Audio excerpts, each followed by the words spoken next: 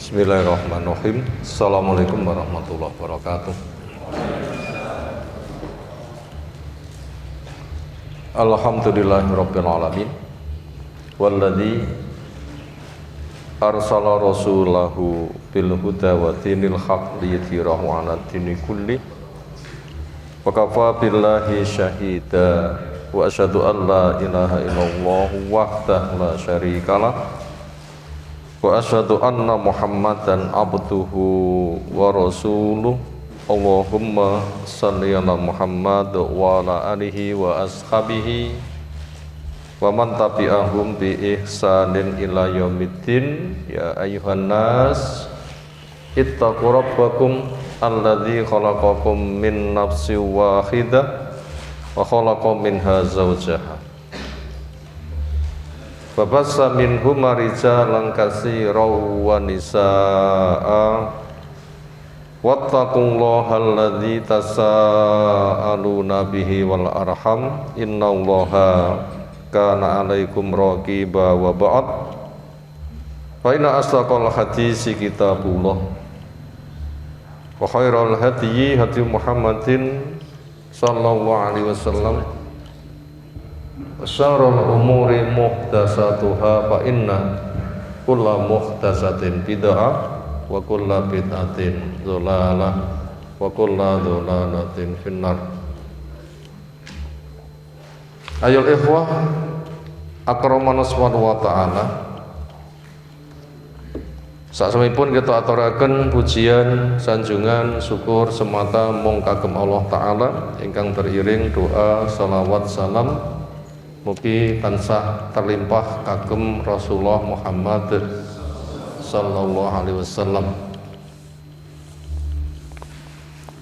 Saterusipun sepatos kita saged ngraosaken agengipun nikmat Allah. Senajan to nikmat Allah menika gedhe banget, ning menawi tiyang boten saged ngrasakne kuwi gedhe, nggak bisa syukur. Makanya supaya kita tetap bersyukur, rasakan nikmat Allah itu besar dan kita berhajat. Apalagi kita berpikir masa depan, akan datang suatu hari harta tidak ada gunanya, keluarga tidak ada gunanya, anak tidak ada gunanya, anak buah, orang punya jabatan juga nggak ada gunanya. Kenapa? Karena disapih. Karena bumi diganti dengan bumi yang lain, langit juga diganti dengan langit yang lain. Yauma tubaddal ardu ghairal ardi was samawat. Ingatlah akan suatu hari bumi akan diganti bumi yang lain, langitnya juga diganti dengan langit yang lain. Kemudian manusia saling bermunculan, pating jedus jebus dari tanah masing-masing. Roh-roh dikembalikan dalam keadaan awak boten nyandang, sikil boten nyandal, kelamin boten berhitam. Itulah suatu hari yang Allah jelaskan, al-yauma la yanfa'u malun wala banun illa man atallaha biqalbin salim.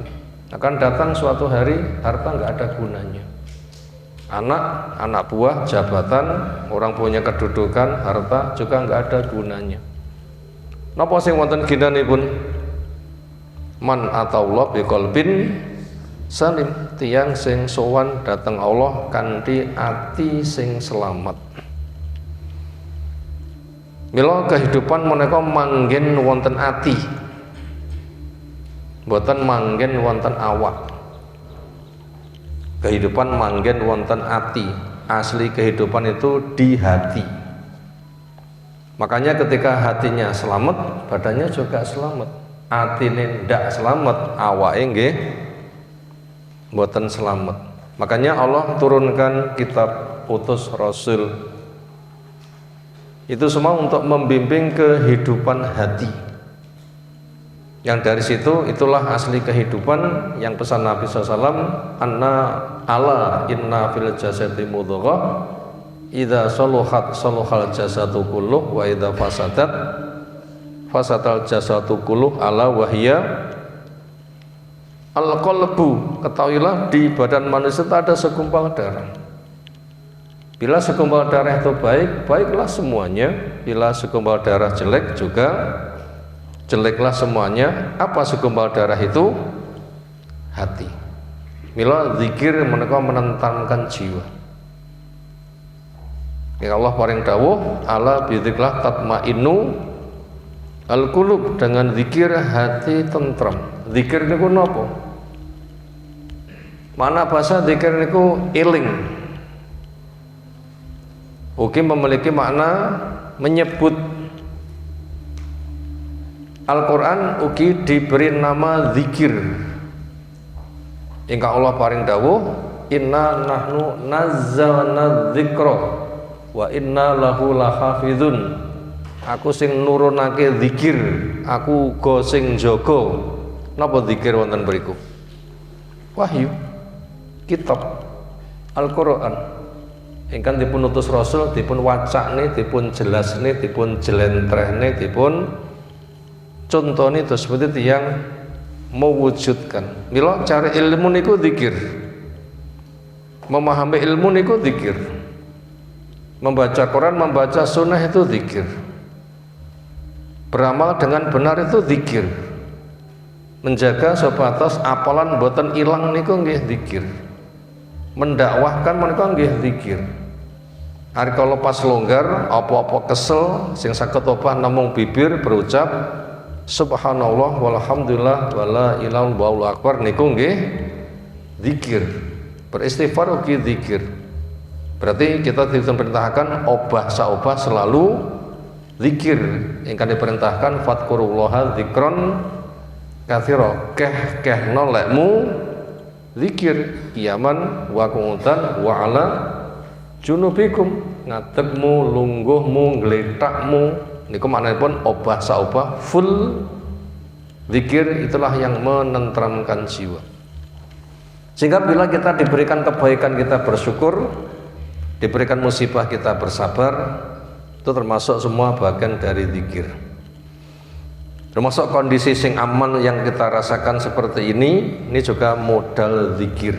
Dan Allah memudahkan kepada kita untuk bermajelis di tempat ini. Semoga Allah memberkahi kita semuanya.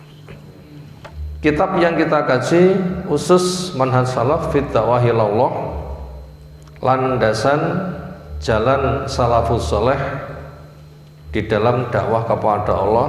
Tiang rumiyin, para sahabat ingkang Nabi dadi imamipun, mereka menawi dakwah dos pundi carane, kita mempelajari. Sehingga mengke ilmu kita sami kados ilmu mereka. Pemahaman kita sama dengan pemahaman mereka, akidah kita semisal akidah mereka, ibadah kita juga seperti ibadah mereka, cara mengelola dunia kita juga seperti mereka mengelola dunia, termasuk cara dakwah kita juga semisal mereka. Mereka siapa? Mereka as-salaf as-soleh, wong sing kliwat sing dijamin soleh. Sinten salafus soleh? Sahabat. Dipun terusaken sinten? Tabiin, muridé sahabat. Dipun terusaken sinten malih? Tabiin, muridé tabiin. 3 generasi dijamin oleh Nabi SAW. Khairu ummati qarni summaladina yalunahum summaladina yalunahum. Sak bagus-baguse umat iki wong sing selevel karo aku. Tiang sing saged njiplak Nabi. Njiplak niku napa? Ngeblak niku napa? Niru persis, obah-obah niru persis. Niku generasiku, yaitu sahabat. Kenapa? Hidup bareng, ketemu bareng, diajari bareng, beramal bareng, dikontrol wahyu bareng. dinyatakan benar. Lalu yang mengiringinya itu tabi'in. Lalu yang mengiringinya itu tabi'in. Maka dakwah kita juga semisal mereka. Buku yang kita kaji mengarah ke sana. Tapi kita belum masuk kepada tema dakwah, tapi masih mengkaji tema manhaj, metode pencarian ilmu. Napa manhaj? Metode pencarian ilmu. Kenapa? Bab berdakwah niku wonten 3 landasan. 1, manhajnya benar. 2, akidahnya benar. 3, ibadahnya benar. Telu kudu bener rumiyin. Napa telu niku? Manhaj, akidah, ibadah. Ilmunya bener, akidahnya bener, peribadatannya, dakwahnya juga bener. Ini harus dimiliki dulu. Ilmu, akidah, ibadah. Kenapa? Karena dakwah kepada orang lain itu mengajak kepada apa yang sedang kita jalani. Dakwah itu mengajak orang lain menempuh apa yang kita jalani. Yang ditargetkan, yang dicari, mereka berjalan semisal kita. Benten kalih tiyang sing mancing, sing dipun goleki napa? Bayarane. Kon nyapa terserah, saya penting entuk duit. Bose nyapa mbuh, sing penting aku kerja dibayari. Dakwah enggak seperti itu. Dakwah enggak seperti itu. Tapi membimbing mereka berjalan apa yang kita jalani. Sementara orang yang mengajak itu nanti bisa mendapatkan pahala double atau dosa double.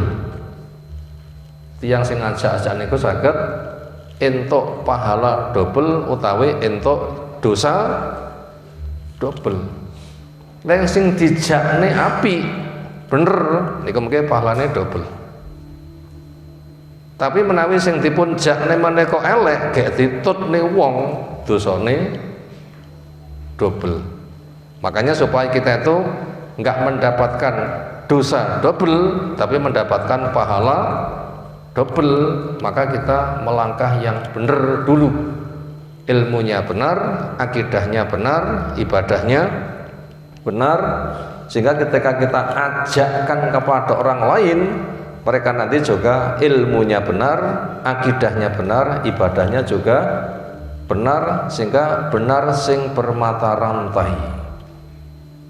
A bener ditutne B, bener diputne C, bener ditutne D, bener terus nganti dina kiamat pinten jumlah tiyang sing ngetut nih. Sebanyak mungkin. Bila masing-masing tiyang mendapatkan pahala 10 juta, sing ngetutne wonten tiyang 1 juta. Masing-masing tiyang entuk 10 juta.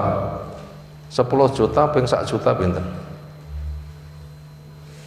Wis angel ngitungi nggih. Gek dipingne ping 10 malih 10 juta ping 1 juta pinten dadine dipingne 10 kali dipingne 700 kali dipingne kelipatan ndak bisa dihitung. Gede banget. Makanya orang berdakwah itu harus bener dulu ilmunya, akidah, ibadahnya. Makanya ilmunya seperti ilmunya sahabat, akidahnya seperti akidahnya sahabat, ibadahnya seperti ibadahnya sahabat ingkang niru persis kados Nabi sallallahu alaihi wasallam. Nah niku mengke benere pol. Tapi menawi salah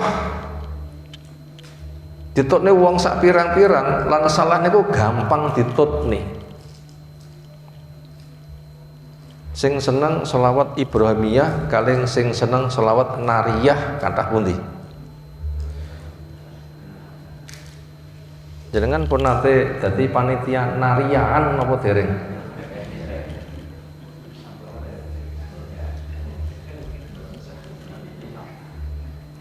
Biasanya kathah mboten.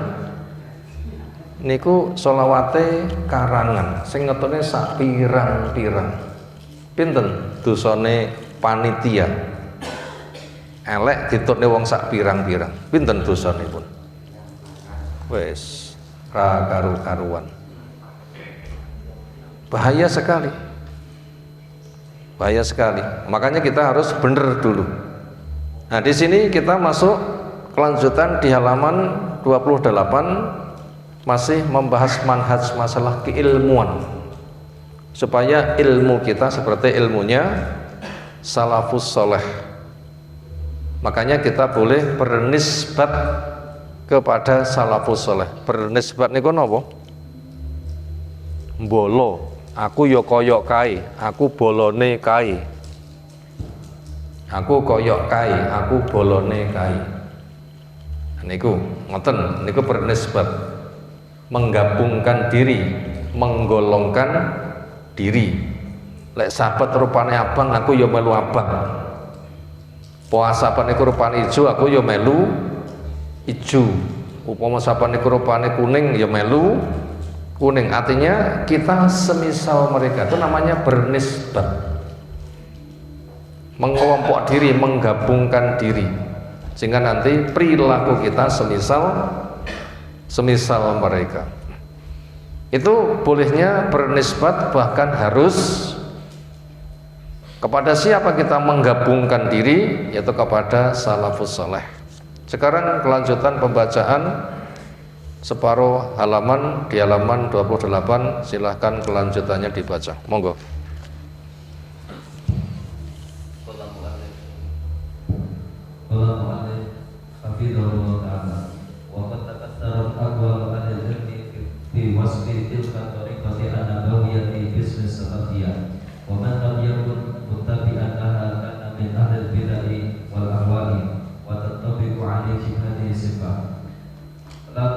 Lima hum fihi min ittiba'in lil hawa wa mukhalifatan li manhajil kitab wa sunnah. Mukhalifah Syekhul Islam Ibnu Taimiyah rahimahullah fi qoulihi faman ittaba'a ahwa'an nasi ba'da ilmi alladhi ba'athallahu bihi rasulahu wa ba'da hudallahi alladhi bayyanahu li ibadihi fa huwa bihadhihi al-musabati wa lihadha kana salafu yusammuna ahlal bid'ah wa tafarruqi al-mukhalifina lil kitab wa sunnati ahlal ahwa'i.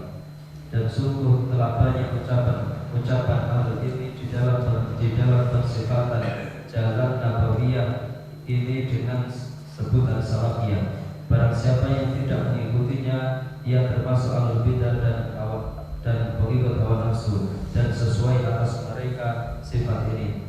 Karena mereka di dalamnya mengikuti hawa nafsu dan menyelisihi manhaj kitab dan sunnah. Dan telah menguatkan hal tersebut Syekhul Islam Ibnu Taimiyah di dalam ucapannya, barang siapa yang mengikuti hawa nafsu manusia setelah ilmu yang Allah mengutusnya Rasulnya, dan setelah petunjuk Allah yang Allah telah menjelaskan kepada hambanya, maka dia dengan keadaan ini. Dan untuk karena ini salafus saleh mereka menyebut ahlul bidah dan orang yang berselisih, yang bercerai-berai, yang menyelisih kitab dan sunnah adalah ahlul ahwa. Wa yaqidu dzalika fi mawdhi'in akhar hina dhahaba ila annahu man lam yakun min atba'i salaf wa muntasiban ilaihim kana min ahlil ahwa'i kama yabdu min qawlihi fa ulima anna syi'ara ahlil bid'ah huwa tarku ittihadi ittiba'i salafi. Dan telah menguatkan hal tersebut di tempat yang lain, ketika ia berpendapat bahwasanya barang siapa yang tidak mengikuti salaf dan menisbatkan kepada mereka, ia adalah termasuk pengikut hawa nafsu, sebagaimana telah nampak dari ucapannya. Maka diketahui bahwasanya syiar ahlul bidah dia adalah meninggalkan meniru mengikuti salaf. Ya, sampai situ dulu. Qala mu'allif hafizahullah ta'ala, waqad takatsarat, dan sungguh amat sangat banyak, Kasuro itu banyak, takasaro banyak yang bertumpuk-tumpuk. Sehingga ada ditambah, berkembang tambah lagi, berkembang tambah lagi, pekar, takasarot. Jumlahnya banyak yang terus berkembang. Aqwalu ahli ilmi, ucapan ahli ilmu, fatwa ahli ilmu, pesan dari ahli ilmu. Itu sama-sama bicara. Yang bicara ahli ilmu sama bukan itu beda.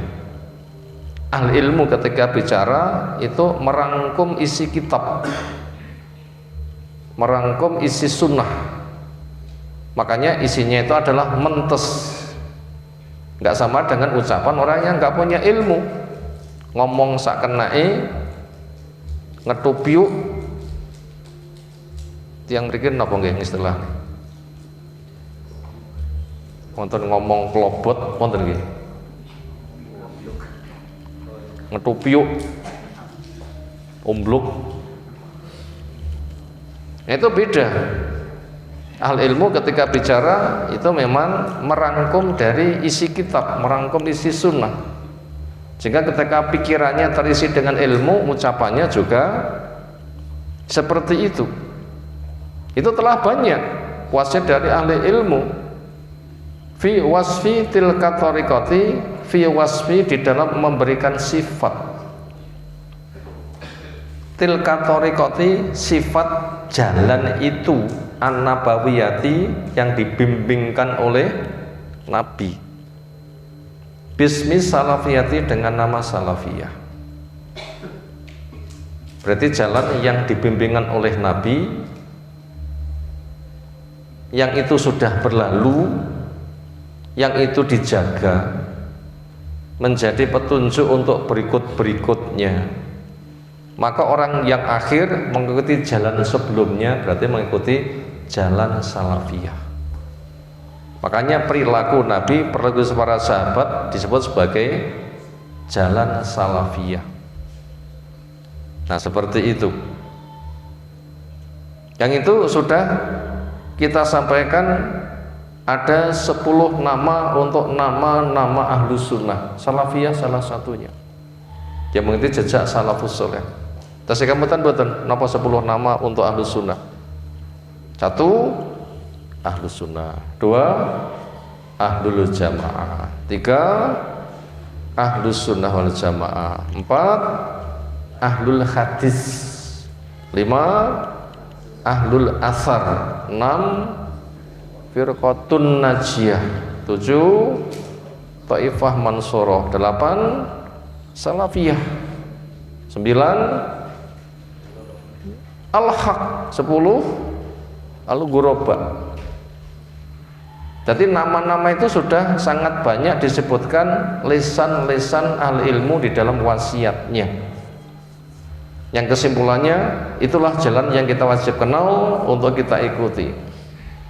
Waman lam yakun, waman dan barang siapa yang lam yakun tidaklah ada dia mutabian mengikuti laha jalan ini. Barang siapa yang tidak mengikuti jalan salafiyah, jalannya salafus soleh, karena ada dia min ahlil bid'ah, menjadi grupe ahli bid'ah. Wal ahwa, menjadi grupe para pengikut hawa nafsu. Jelas nanti celaka kalau begitu. Watan topiku alaihim, dan akan terterapkan, akan diterapkan, diberlakukan alim kepada mereka ahli bid'ah, pengikut hawa nafsu, hadhis sifatu, sifat ini. Akhirnya menjadi sifat melekat yang celaka. 5. Dikarenakan hum mereka fi berada di sifat itu. Minat tiba i'au halil minat tiba'in lin hawa, atau min atba'in lin hawa, atba dari para pengikutnya hawa nafsu. Dan itu diisi oleh nafsu amarah bisu, nafsu sing memerintahkan sing elek-elek, sing mek nuruti karepe dhewe berseberangan dengan kersane Allah Ta'ala, sing setan bombong-bombong ngujuk-ngujui, ujung-ujungnya adalah jauh dari kebenaran.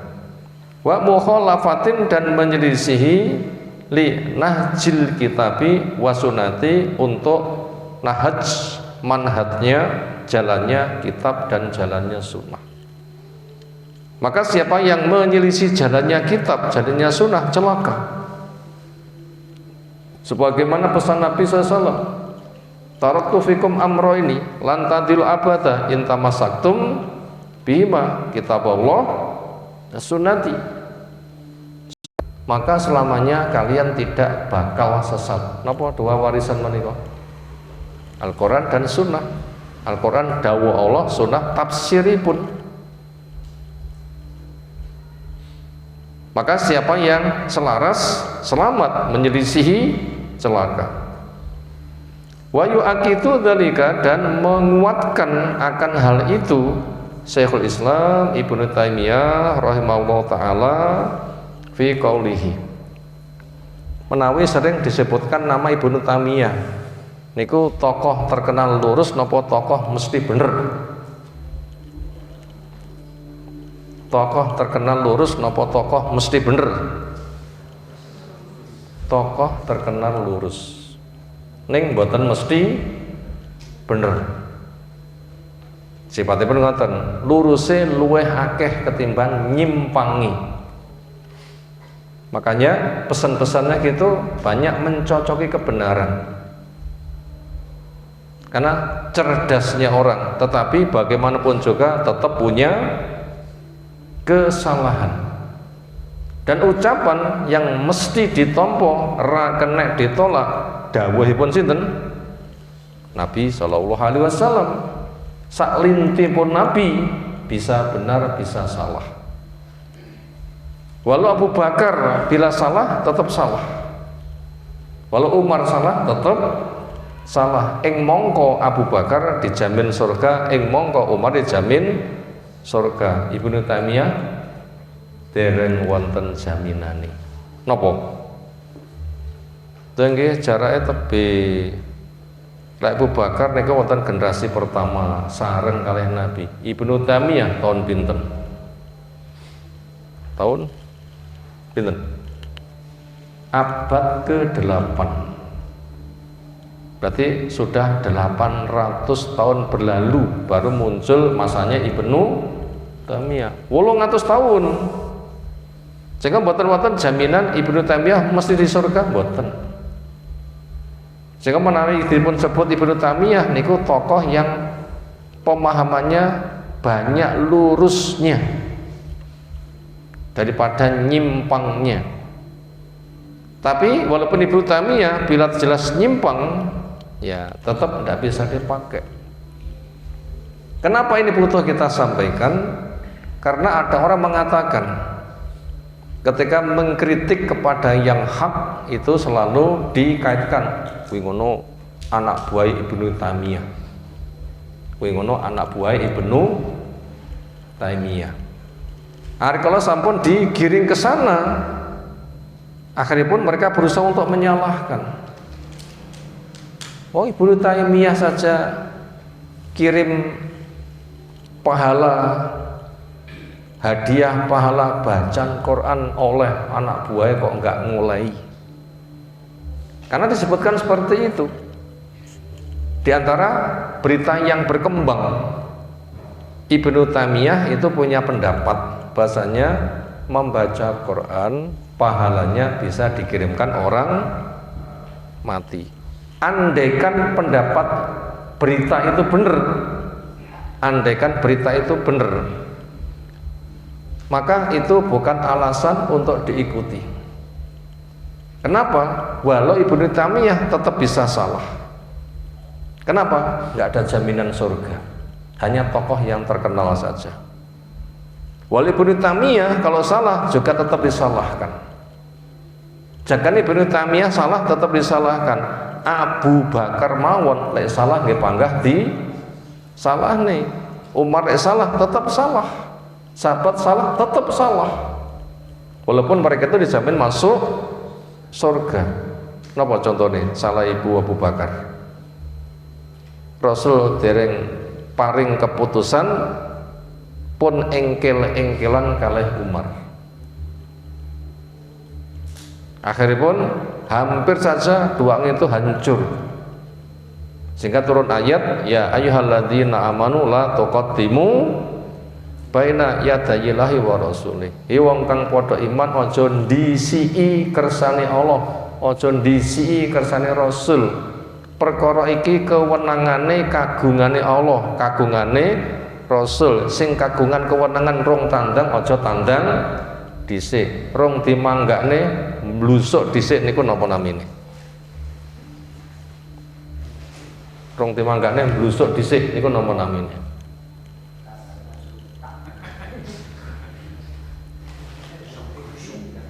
Itu pernah disalahkan. Makanya seperti itu. Makanya yang ucapan mesti diambil, tidak bisa ditolak, itu dawe Nabi.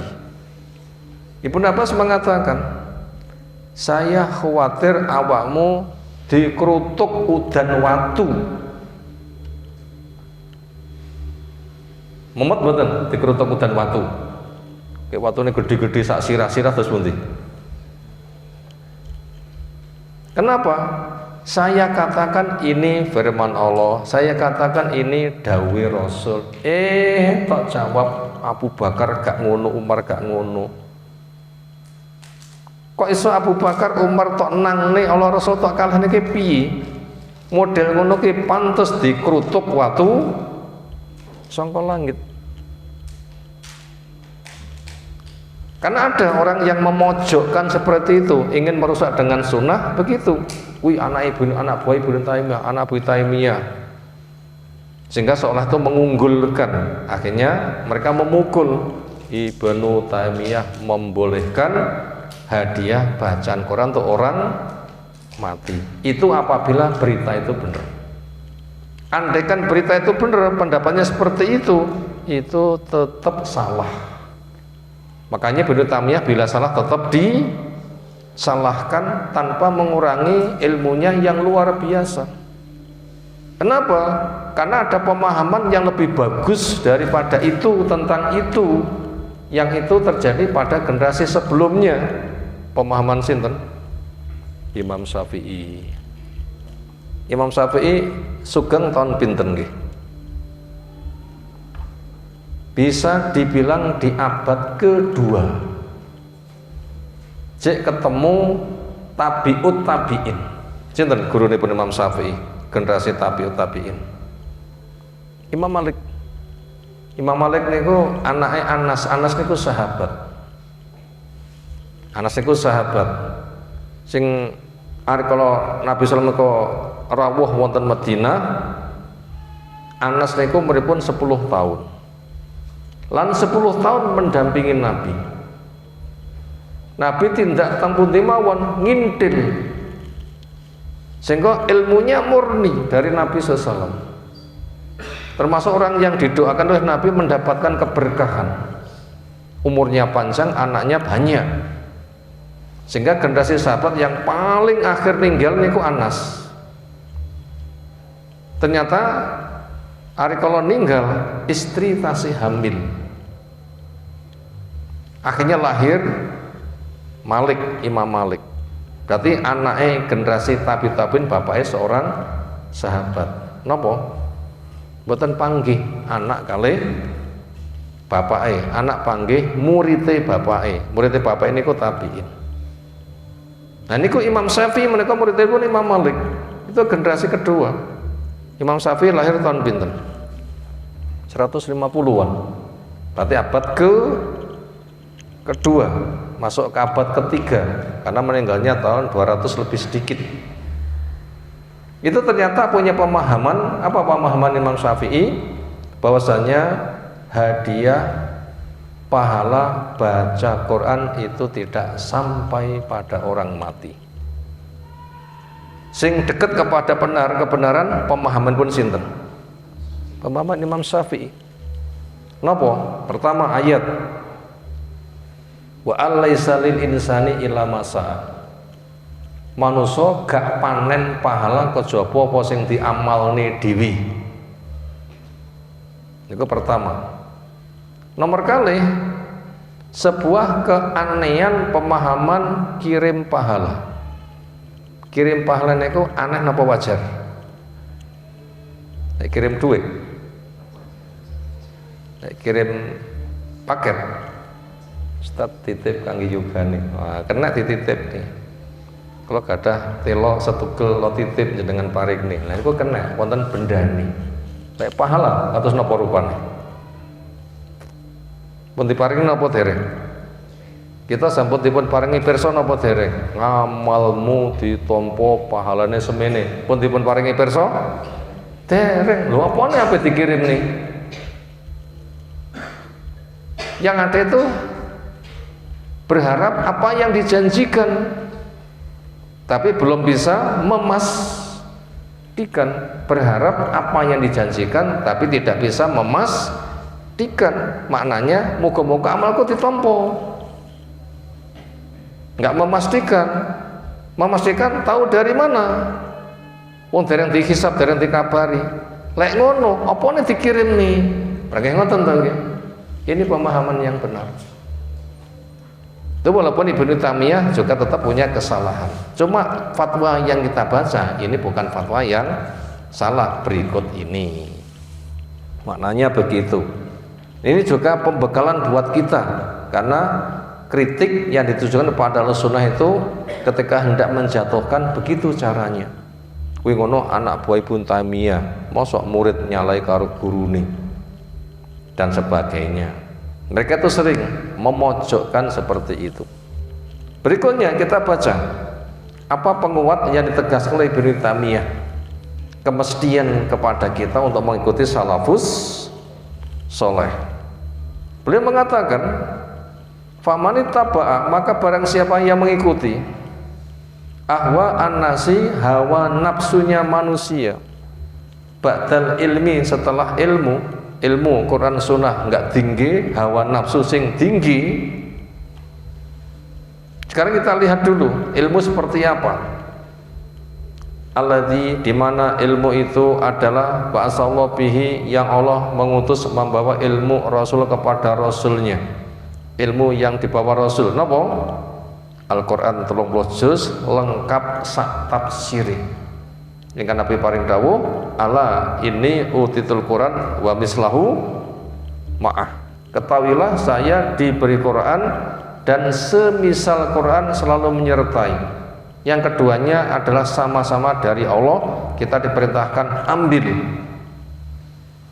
Wa ma yuti'ir rasul faqat, atau Allah, siapa sing mentaati Rasul, entah itu Qur'annya maupun sunnahnya, maka dia dinyatakan taat kepada Allah. Itulah ilmu yang dimaksud, itulah yang harus diikuti. Maka siapa yang tidak mengikuti ilmu itu ba'da hudallahi, setelah petunjuk Allah, alladzi bayyanahu, yang Allah telah menjelaskan li ibadi, untuk hamba-hambanya, itu dibaca hudallah boleh, dibaca hadiyillah juga boleh, dua macam bacaan. Sekeca diwaca hudallah napa sekeca diwaca hadiyillah. Nggih, monggo latihane mawon to nggih. Sama-sama boleh, sehingga bila kita mendengar beda bacaan enggak masalah. Dibaca huda boleh, makanya namanya orang itu banyak namanya huda ngaten nggih. Namanya hadi rapate akeh. Ba'da hudallah, setelah petunjuk Allah, alladzi yang bayyanahu, Allah telah menjelaskan li ibadihi, untuk hambanya. Bahwa maka dia bihadil masabati, berada pada posisi ini. Masabah, posisi. Artinya bila dia itu mengikuti ilmu Allah, ya berada pada posisi yang benar. Bila dia menyelisih petunjuk Allah, berarti berada pada posisi yang salah. Walihada, karena itulah, karena as-salaf adalah pendahulu kita, yusammuna, memberi nama ahlal bid'ah, kepada orang yang memperjuangkan bid'ah, wa tafarruqa, watafaruki, dan orang yang membuat kelompok sempalan Nabi ngono ning dhek ra gelem ngono golek sing liyane niku tafarruq, membuat kelompok sempalan. Al mukhalifin, yang menyelisihi lil kitabi was sunnah, kepada kitab dan sunnah. Diberi nama apa mereka? Diberi nama ahlal ahwa, para pengikut hawa nafsu. Tiang sing ngikuti hawa nafsu niku salah sebatas salah napa salah saged syirik. Tiang sing mengikuti hawa nafsu salah semata salah napa salah saged syirik. Jawabnya ya, kalau itu bersifat benda-benda yang mubah itu selera, ndak apa-apa. Senengmu telo, lah aku senengku napa? Tempe. Seleramu seleraku nggak podo, nggak mengapa. Tapi Allah menghendaki A, ning DE menghendaki B.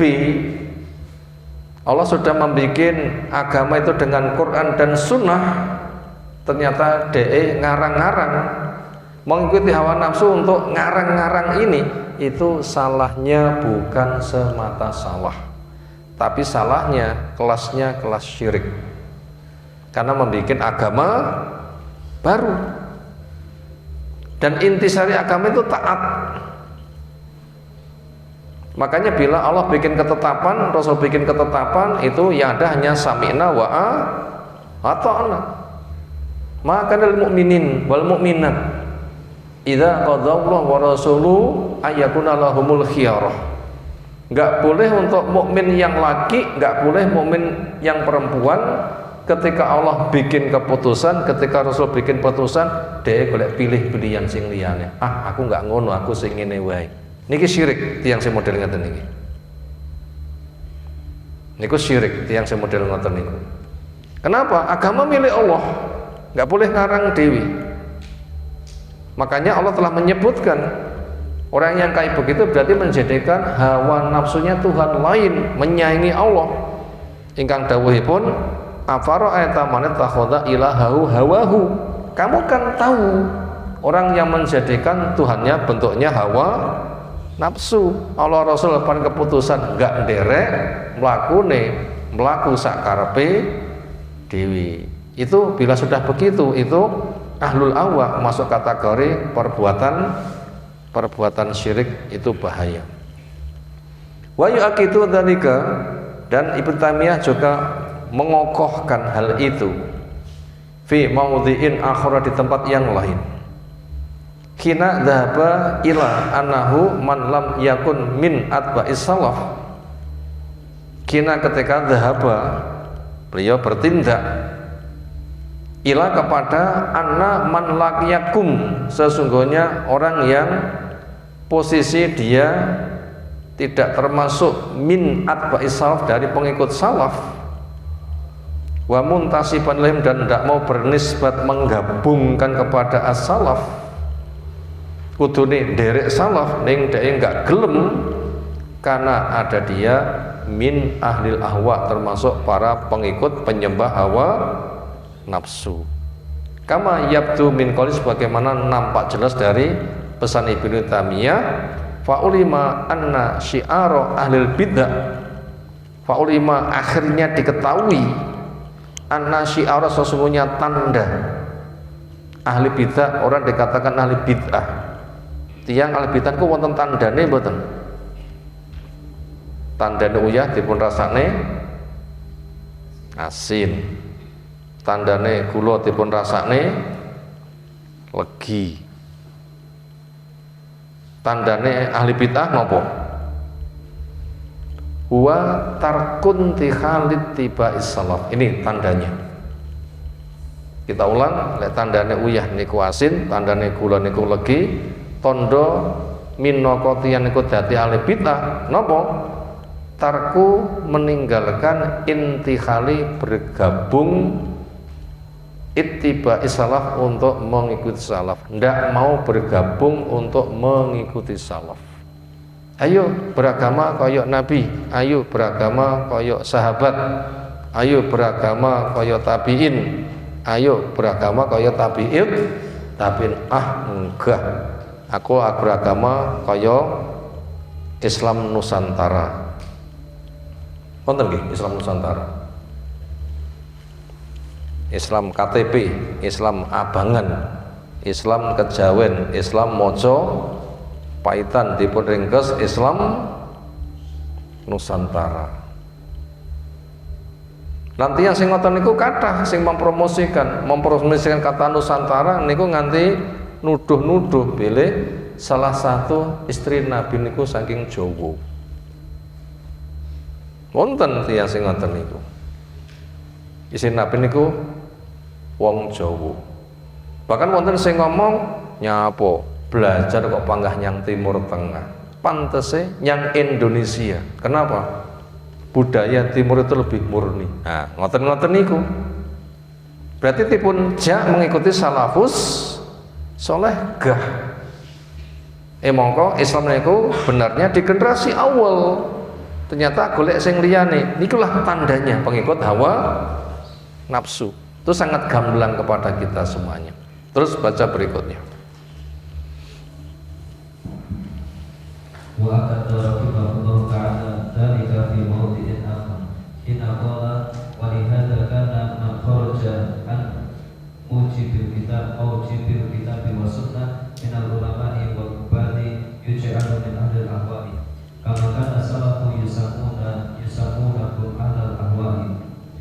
Dan telah menguatkan rahimahullah ta'ala itu di tempat yang lain ketika beliau mengatakan, dan untuk ini para sahabat yang keluar dari mewajibkan dari kewajiban kitab dan sunnah dari para ulama dan ahli ibadah dijadikan dari pengikut hawa nafsu sebagaimana salafus saleh menyebut mereka dengan sebutan pengikut hawa nafsu.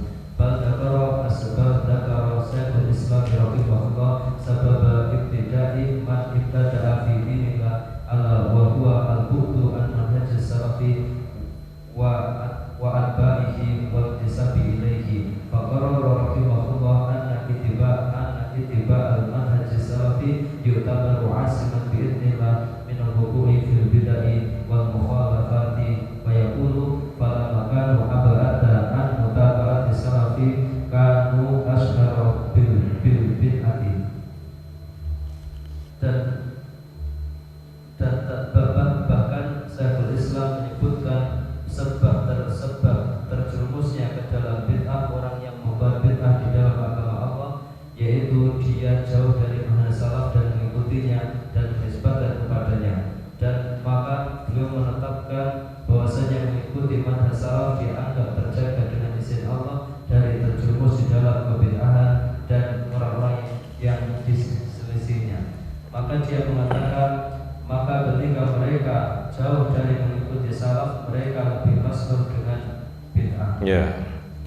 Wa akada Ibnu Taimiyah menegaskan lagi rahimahullah taala dzalika akan hal di atas.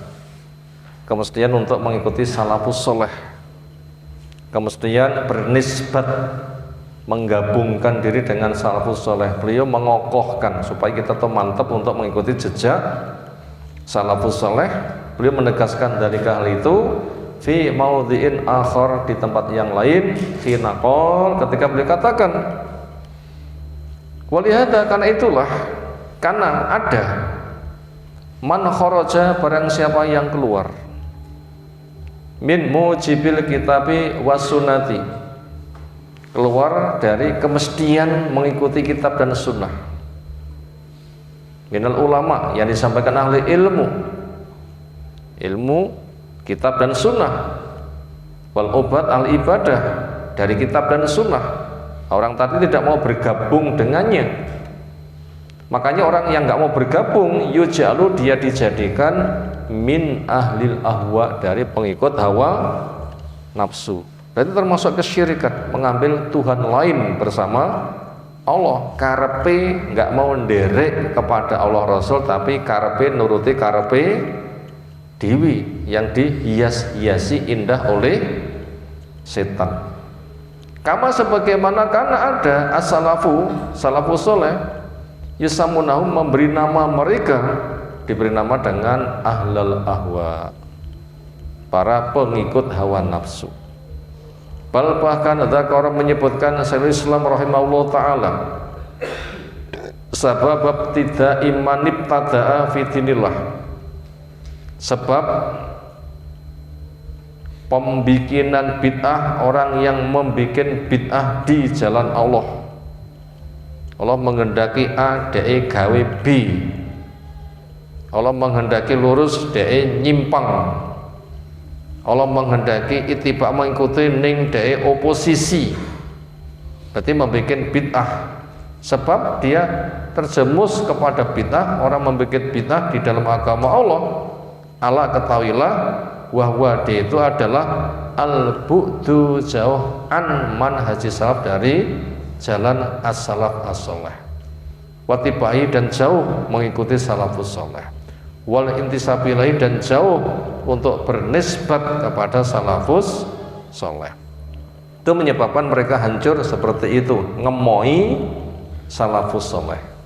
Faqarrara, maka Ibnu Taimiyah mengokohkan rahimahullah ta'ala annatiba'al manhaji salafi, bahwasanya orang yang mau mengikuti metode salaf as-soleh yuk tabaru asiman, dia dianggap sebagai orang yang maksum biidznillah. Apa kira-kira fadilah jaminan kemaksumannya? Ketika dia nanti menyeberang di atas jahanam bisa lancar tanpa mampir. Itu diantara jaminannya. Harapannya apa? Harapannya orang yang masuk surga tanpa hisab, tanpa azab. Kenapa? Karena ikut rombongannya Nabi.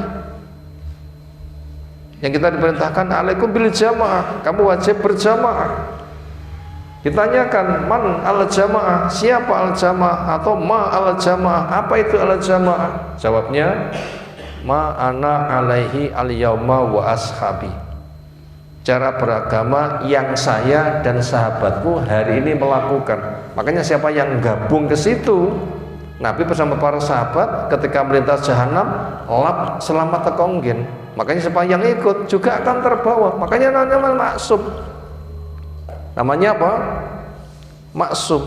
Itulah firqatun najiyah, kelompok yang selamat. Ketika menyeberang jahanam dia tidak kecebur mampir. Nah, semoga kita nanti sukses ketika melintas di atas jahanam. Itu namanya asiman, orang yang diberikan kemaksuman biidznillah, yaitu minal wuku, selamat, terjaga dari terjerumus fil bid'ah, di dalam bid'ah wal mukhalafat, dan perkara-perkara yang menyelisihi. Fayaqul, maka Ibnu Taimiyah mengatakan falamma kanu abada an mutaba'ati salaf kanu asyara bil bid'ati. Falamma, maka tatkala kanu ada mereka abada, sengaja menjauhkan diri an mutaba'ati salaf, dari mengikuti salaf, kanu jadilah mereka asyara bil bid'ati, orang yang paling dikenal dengan kebid'ahannya. Bila sudah begitu nanti pasti akan celaka, sebagaimana pesan Nabi SAW, kullu bid'atin dolalah wa kullu dolalatin binar, semua yang bid'ah itu sesat dan semua yang sesat itu berada di neraka. Silakan berikutnya. Wa inna ma wujida hadhihi tasmiyatu bi sababil iftiraqi wal firaqi wal bid'ah wa kasratu da'ina ilaiha, fa kana li ahli sunnati wa ahli salafi nu'utun yu'rafuna biha wa yatamayyazuna biha an ahli bid'ah, bal la aiba wa la madamata ala man adhara manhaj salafi wa da'a ilaihi wa kasaba ilaihi, fa inna ma yuqbalu minhu dhalika bihaqqin wa mu'aradatu sahibihi mu'aradatun al-haqqi al-wajibi ittiba'uhu, wa bidzalika yaqulu Syekhul Islam rahimahullah ta'ala la aiba ala man adhara madhhab salafi wa nasaba ilaihi wa tazza ilaihi, bal yajibu qabulu dzalika minhu bittifaqi, fa inna madhhab salafi la yakunu illa haqqan fa in kana muwafiqan lahu batinan wa zahiran fa huwa bil terjemahan. Dan sesungguhnya didapati penamaan ini dengan sebab perselisihan dan kelompok-kelompok dan bid'ah-bid'ah dan banyaknya yang menyeru kepadanya. Maka untuk Ahlussunnah dan pengikut salaf memiliki sifat yang dikenal dengannya dan mereka membedakan diri dengannya dari ahlul bid'ah. Bahkan tidak ada aib, tidak pula ada celaan atas orang yang menampakkan salaf dan mengajak kepadanya dan menisbatkan diri kepadanya. Maka sesungguhnya diterima darinya hal itu dengan kebenaran dan pemaparan pelakunya dan pertentangan untuk kebenaran yang wajib mengikutinya. Dan di dalam hal tersebut Rasulullah Ta'ala mengatakan tidak ada aib atas orang yang menampakkan manhaj salaf dan menisbatkan diri kepadanya dan merasa mulia kepadanya. Bahkan wajib menerima hal itu dengannya dengan cara kesepakatan. Maka sesungguhnya manhaj salaf tidak ada kecuali kebenaran. Maka jika sesuai untuknya secara batin dan zahir, maka dia dengan kedudukan orang mukmin yang dia di atas kebenaran secara batin dan zahir. Ya. Wa innama wujidat, dan sesungguhnya dijumpai. Hadi tasmiyatu, penamaan ini. Mereka diberi nama ahlul bidah, diberi nama ahlul ahwa. Kenapa? Bisa babil iftiroki, dengan sebab dia membuat kelompok sempalan,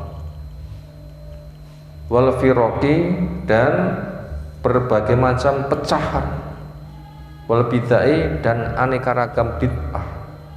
Qurannya sudah gamblang, sunnahnya gamblang, perilaku para sahabat gamblang. Golek liyane, sengaja menyelisihi. Siapa mereka?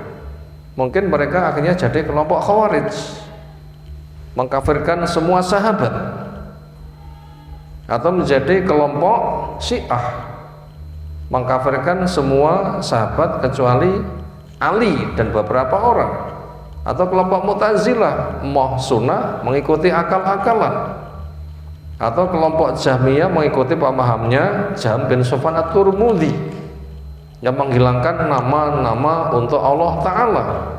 Nah, karena mereka itu sengaja menyelisihi, maka disebut sebagai ahlul ahwa, juga sebagai ahlul bidah. Penamaan itu dari perilaku mereka sendiri.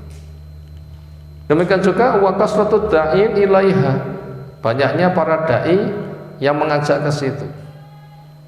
Sekarang kita melihat sikap kesebalikan yang harus kita kokohkan untuk menyelisih ahli bid'ah. Kata beliau, fa'ana li ahli sunnah wa tabi salaf, untuk ahlu sunnah dan orang yang mau mengikuti salafus soleh, nu'udun, mereka punya sifat-sifat yu'rafu nabiyah yang mereka juga bisa dikenal. Berarti ahli bid'ah ada sifat yang bisa dikenal, itu bid'ah. Ahli sunnah juga punya sifat yang dikenal, itu sebagai ahlu sunnah. Wa yatamayyazuna, dan mereka memiliki perbedaan biha, dengan sifat itu, an ahli bid'ah, dari ahli bid'ah. Bahkan bukan semata mereka punya tanda bisa dikenal, la aiba wala madzam mata, tidak ada aib dan tidak ada celah, ala man adharo, kepada orang yang menampakkan manhajaz salafi, kepada manhaj salaf. Di antara kita boleh mengatakan saya fulan as-salafi, saya fulan al-asari, nggak mengapa ditampakkan manhaj itu.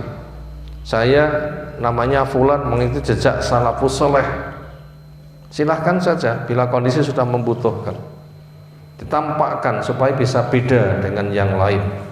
Wa da'a ilahi, dan mengajak kepada manhaj salafus soleh, wan tasaba ilahi, dan menisbatkan kepada manhaj salafus soleh. Ternyata bukan semata tidak ada aib, bukan semata tidak ada cacat.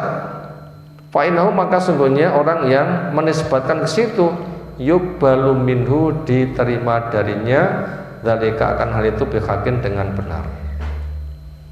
Wa mu'aradatun wa mu'aradu sahibihi, mu'aradatun lil haqqi al wajib ittiba'uhu wa mu'aradatu sahibihi, dan oposisinya orang yang mengikuti salafus saleh. Kono bid'ah gah aku posisi, aku enggak gabung. Napa oposisi niku? Enggak gabung. Ada kelompok oposisi. Napa kelompok oposisi? Kelompok sing enggak ngubyuki, kono gah aku ngene. Itu namanya beroposisi. Mu'aradatul haqi, oposisinya untuk membela yang hak. Kono bid'ah, aku nyempel. Itu al-wajibu ittiba'u, sesuatu yang wajib untuk diikuti. Ini kira-kira orang yang dulunya dikenal sebagai ahlu bid'ah akhirnya keluar mengambil kelompok sendiri yang lurus, dikatakan beroposisi. Ada atau tidak ada? Kalau dari Yahudi jarang terjadi.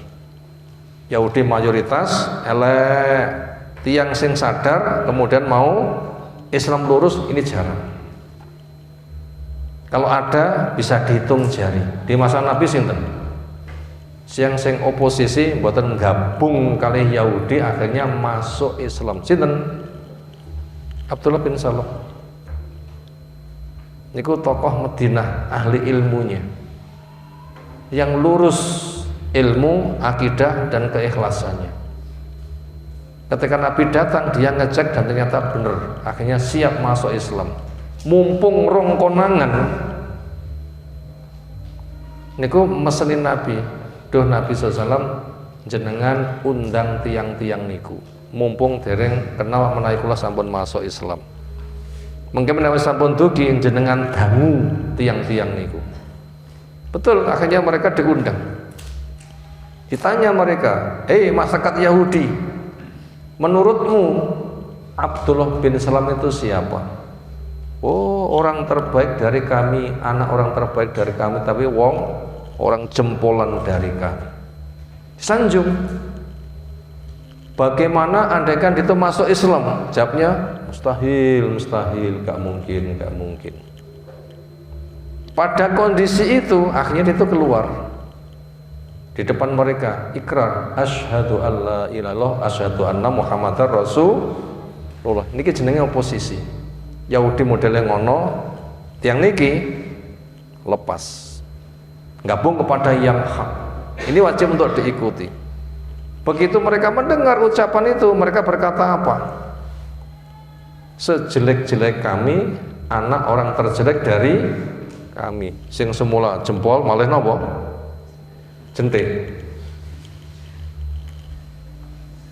Itu di waktu yang sama di depan Nabi. Yahudi itu sedikit yang mau oposisi. Dari Nasara masih lumayan banyak. Di lingkungan masyarakat kita yang dikenal grup para yai, punya masjid, punya pondok pesantren, are kelondongo ndadak titip wong mati. Niku sing sadar gabung datang sunah kadang apa sekedhik? Sekedhik sanget. Sinten? Sing sadar terus gabung datang sunnah, beroposisi mboten ngubiuki kelompok niku, sinten contone?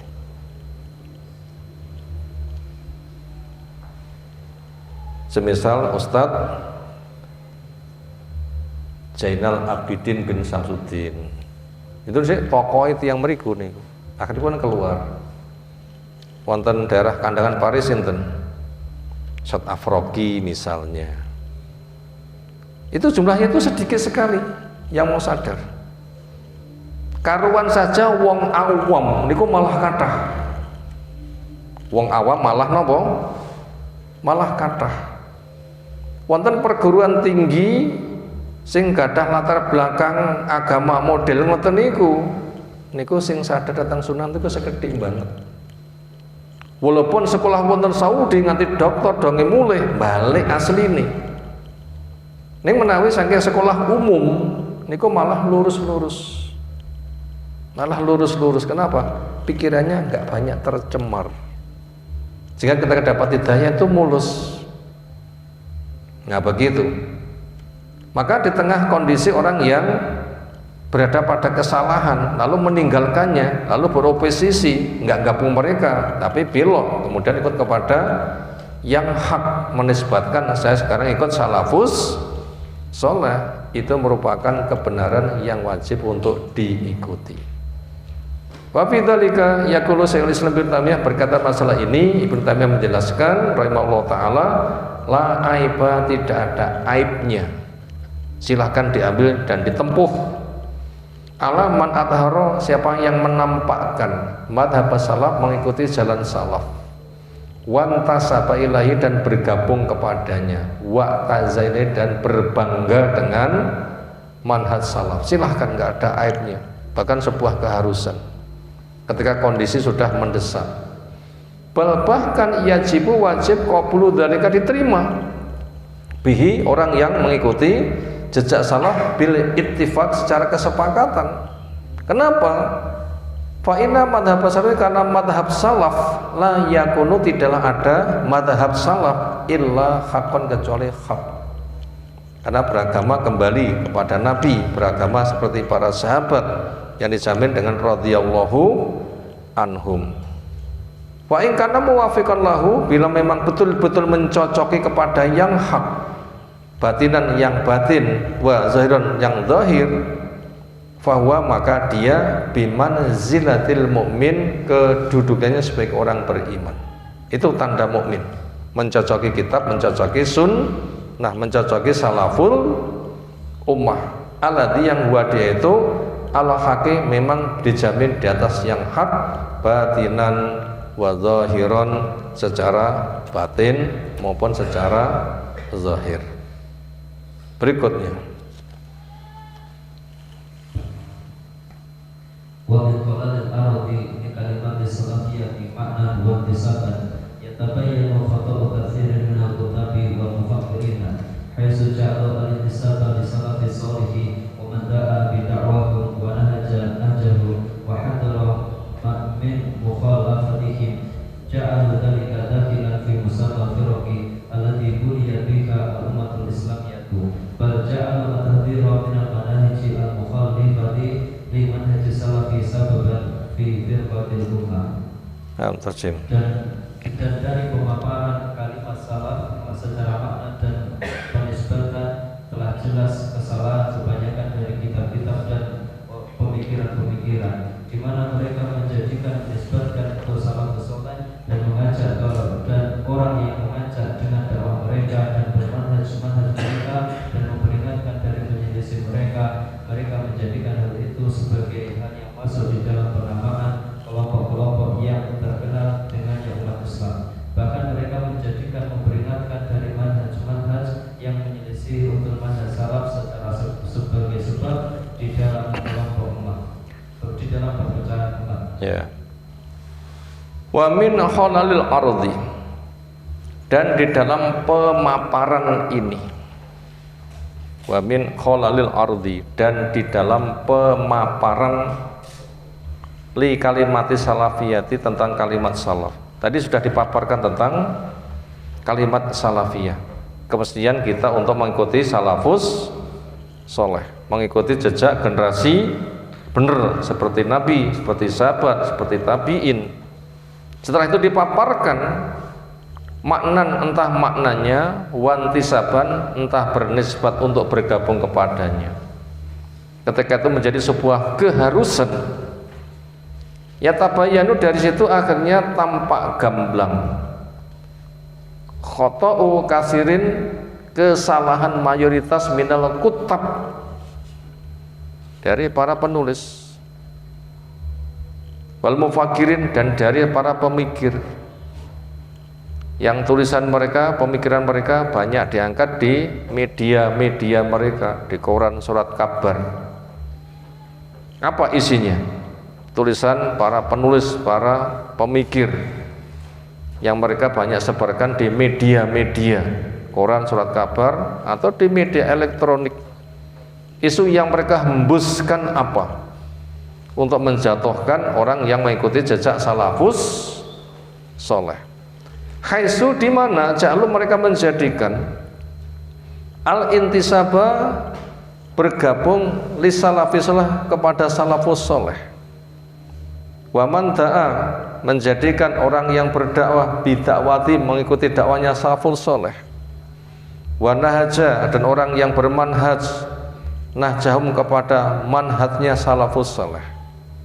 Ternyata para penulis yang ada di surat kabar mereka hendak menjatuhkan, caranya gimana? Dengan cara mereka memutarbalikkan. Kita lanjutkan dulu. Wahadaro dan orang yang mewaspadakan min mukhalatfihim supaya menyelisih ahli bid'ah. Berarti kalau mengikuti salafus saleh berarti menyelisih kepada ahli bid'ah. Ternyata orang-orang yang lurus seperti itu ternyata itu tidak digabung, tidak dijatuhkan oleh para kutab, oleh para mufakirin, oleh orang-orang yang memiliki pemikiran nyimpang, yaitu ja'alu dzalika, mereka menjadikan hal itu dakhilan masuk fi musammal firaqi, di dalam penyebutan kelompok-kelompok nyimpang. Jadi kalau umat ini pecah menjadi 73, maka kelompok yang mengatakan salafiyah itu juga salah satu daripada 73 yang diancam semuanya juga akan masuk neraka. Itu akhirnya digebiah-uyah podo asini. Alati yang buliyat biha, dirusak dengannya al-ummatu al-muslimayatu. Jadi umat Islam yang masih awam itu dirusak dengan tokohnya, dijatuhkan seperti itu. Bahkan ja'alu mereka menjadikan at-tahdhira supaya waspada minal manahiji al-mukhalafati, itu dianggap manhaj yang nyimpang. Di mana si salafi terhadap manhaj salafus saleh. Sababan sebagai sebab fi firqatil ummati, dia ternyata juga salah satu kelompok dari umat itu sendiri. Sekarang kita ambil contoh yang real. Orang yang lurus disuramkan supaya umat lari darinya, digelarkan jelek sehingga orang tidak mau mengikutinya. Mereka usung dengan bahasa nopo, itu kelompok Wahabi, kelompok Wahabi, kelompok Wahabi. Kesimpulannya mereka itu adalah maling teriak maling. Makanya kita butuh tahu maling sing pinter niku terus pundi? Aku maling napa maling teriak maling? Maling sing pinter. Nyapu ane maling, aku malingi. Ngoten nggih. Niku jenenge maling sing jujur. Nek maling sing pinter nyapu. Enek maling nek ngendi? Nek kono. Oh, malinge ngulon. Jebule dhek dhewe sing dadi maling. Untuk rame-rame bersama mereka sehingga tidak ketangkap. Jadi Ahlussunnah yang lurus sekarang banyak diangkat-angkat sebagai kelompok Wahabi. Sebenarnya yang jadi Wahabi itu mereka sendiri. Siapa Wahabi itu? Kita butuh tahu, dan ini sudah kita sampaikan. Sekarang kita rangkum sekilas. Napa Wahabi niku Syekh Muhammad bin Abdul Wahab?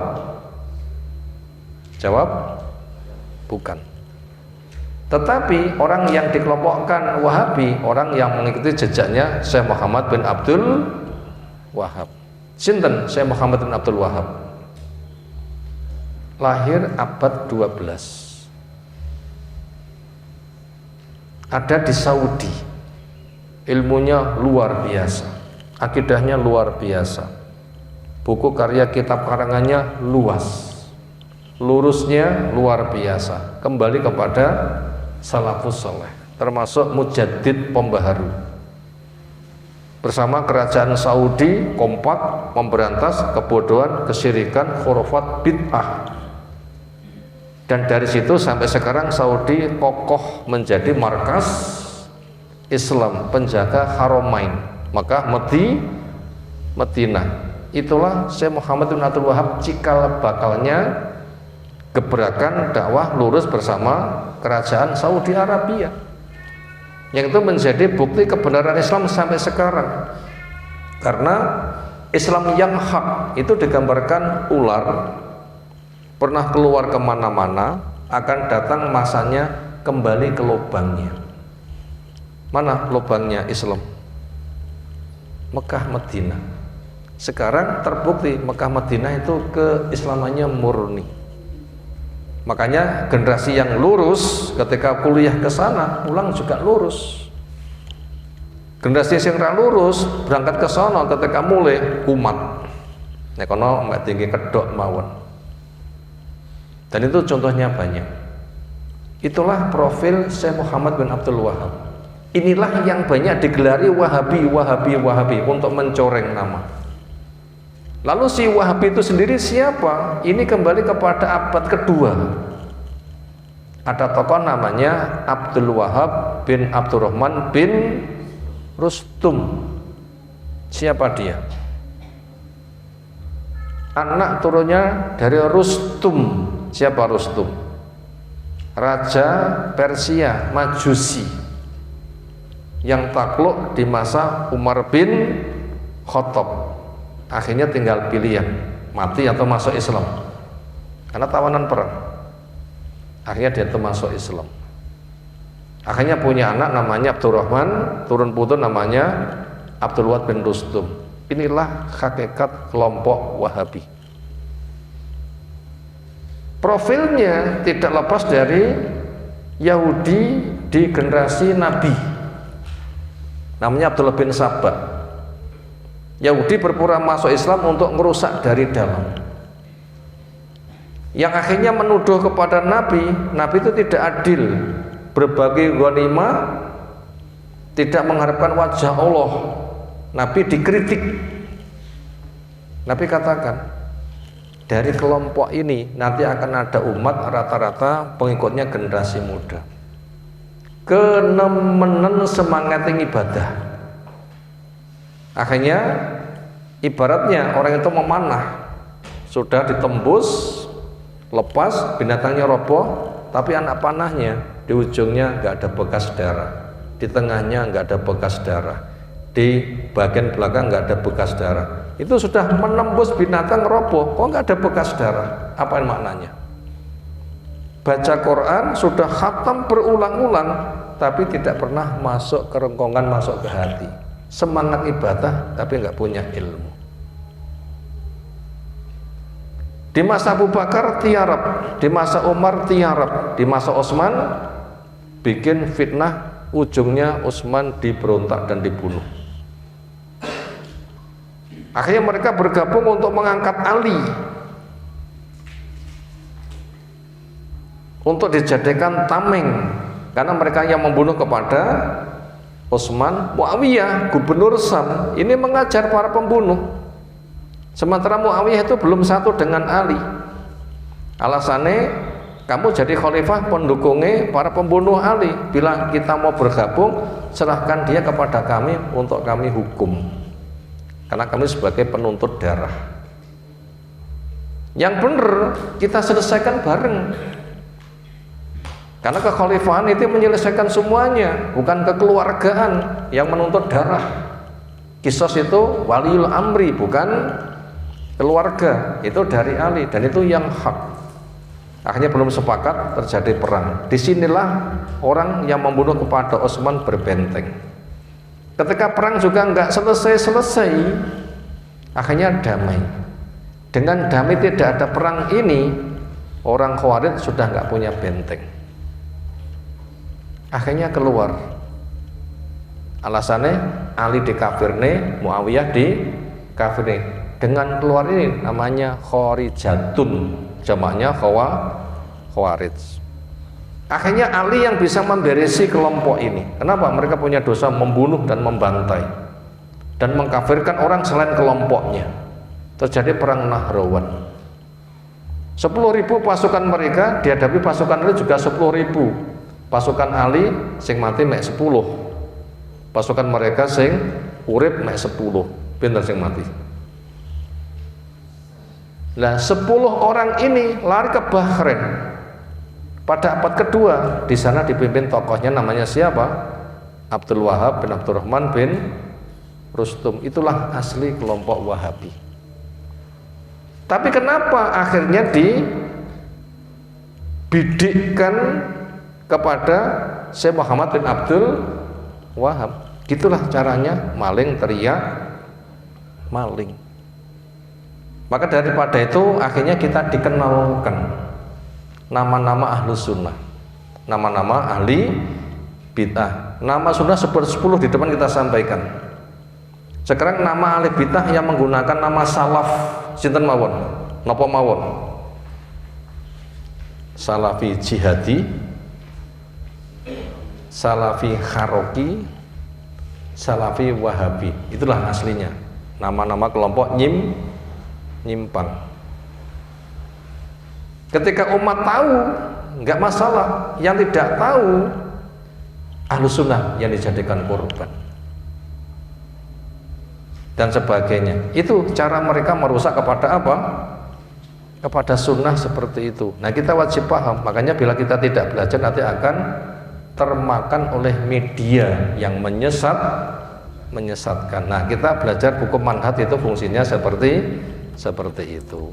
Ayo ikhwah, bab yang ada belum bisa kita selesaikan, seolah kelanjutannya bisa kita sambung di kesempatan yang lain. Waktu sekitar 5 menit akan saya tambahkan sebuah pesan untuk kita semuanya. Sekarang kita wonten bulan apa? Masai, Desember. Jerek wong Jawa gede-gedene sumber. Apa bener mbuh? Iku ilmu penitenan, ilmu otak atik. Januari hujan sehari-hari. Apa bener mbuh? Itu tidak ada kepastian.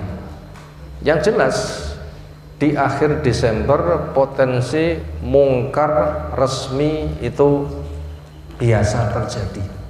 Di bulan Desember mungkar resmi biasa terjadi. Kenapa? Kemungkaran resmi di bulan Desember. Adanya ucapan selamat Natal. Katanya Nabi Isa lahir tanggal 25 Desember, diperingati hari kelahirannya, disebut biasa dengan Yesus. Kata orang Nasara diangkat sebagai anak Tuhan. Berarti memperingati hari Natal, kelahiran anak Tuhan Yesus yang dinisbatkan, ini kemungkaran yang dikokohkan. Kalau tidak percaya, lihat di tanggal 25 Desember libur nasional, nopo tulisannya? Hari Natal, hari memperingati kelahiran Nabi Isa dengan sebagai anak Tuhan. Ini kemungkaran yang diresmikan. Kalau yang mengucapkan itu mereka bene, kenapa? Akidahnya diomongnya ra kena.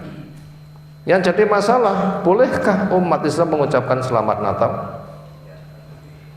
Selamat atas kelahirannya Tuhan anak. Berarti mengakui Nabi Isa sebagai Tuhan anak. Ini kemungkaran yang nggak bisa ditoleran. Makanya kita di sini mungkin wakil dari masing-masing masjid harus bisa menjelaskan kepada jamaah semuanya. Hukumnya haram mengucapkan selamat Natal. Harus tegas. Takmir membimbing kepada jamaah itu harus tegas.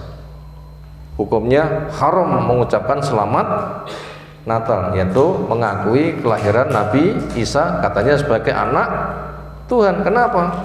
Allah satu, tidak beranak, tidak diperanakan. Yang ini telah Allah jelaskan pada surah Al-Ikhlas. Qul huwallahu ahad, Allahus somad, tempat bergantung, lam yalid wa lam yulad, enggak beranak dan tidak diperanakkan.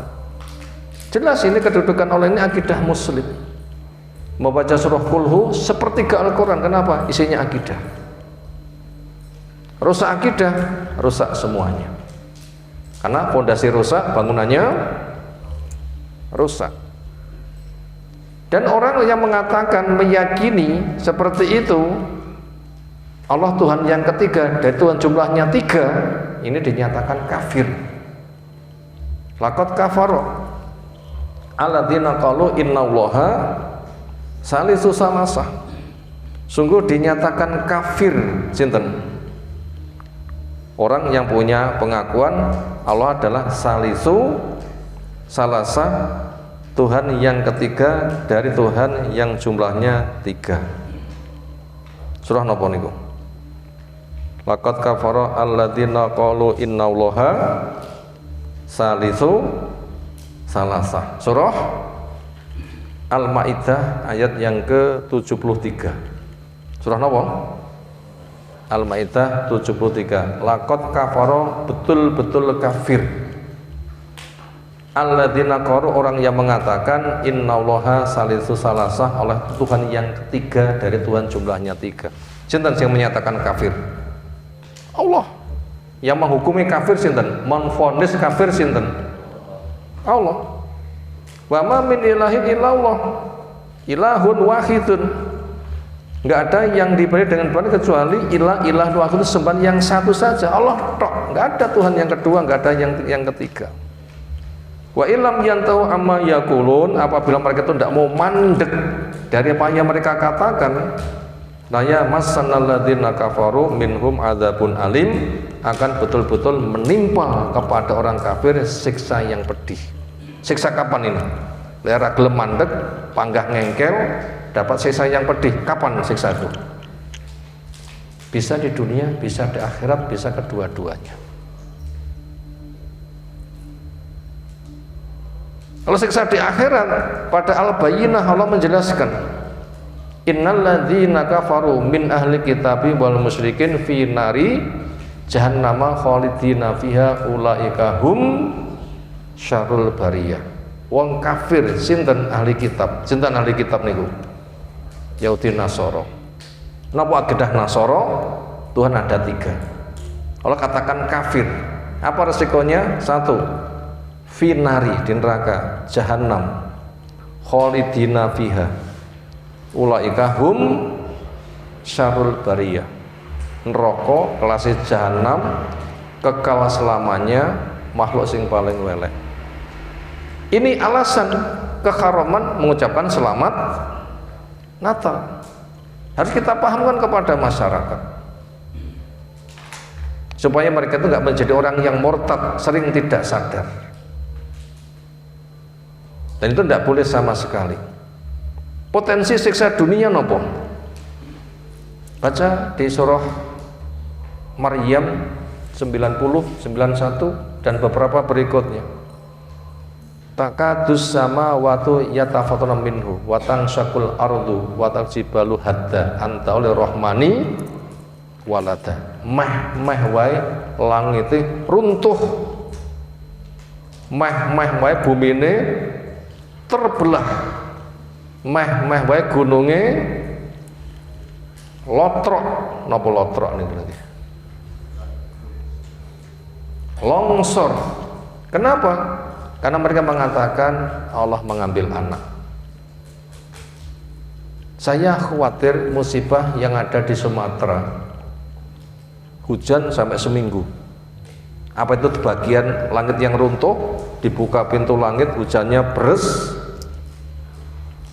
bumi terbelah, sebagai aliran air bisa membawa banjir kemana-mana, gunungnya gundul, longsor, gimana resiko banjirnya? Saya khawatir ini termasuk resiko maraknya orang yang punya akidah Allah itu Tuhan yang ketiga dari Tuhan jumlahnya 3. Saya khawatir karena di sana itu pernah dakwah sunnah ditolak, pernah dakwah tauhid ditolak. Nah seperti itu, yang lurus mungkin kayak kepepet. Apabila itu benar, apabila akhirnya nanti semarak dengan kebid'ahan, kesyirikan, bahkan atas nama toleransi mengucapkan selamat Natal, itu berpotensi langitnya runtuh, gunungnya buminya terbelah, gunungnya akan longsor. Apakah musibah ini untuk antisipasi atau musibah ini menghukum dosa yang lalu? Saya tidak tahu. Tapi yang jelas resiko orang yang mengatakan oleh tubuhnya anak adalah ucapan yang sangat mungkar. Ayat di atas itu sangat gamblang. Hampir saja langitnya runtuh, bumi terbelah, gunungnya longsor gara-gara mereka mengatakan Allah mengambil anak. Inilah penandasan yang harus kita sampaikan kepada masyarakat kita, karena ini akan datang. Sekarang Desember tanggal pinten iki punten? 14. Tanggal selawi kirang pinten-pinten? 11. Itu nanti berpotensi ke sana. Makanya wajib kita jaga diri kita, keluarga kita, jamaah kita, jangan sampai menjadi orang yang terseret di dalam kemurtatan hanya gara-gara mengucapkan selamat Natal. Itu adalah ucapan yang amat sangat membahayakan. Demikian yang disampaikan di kesempatan kajian kita siang hari ini. Semoga Allah memberikan bermanfaat dan menjaga kita semuanya. Ada pertanyaan, disilakan.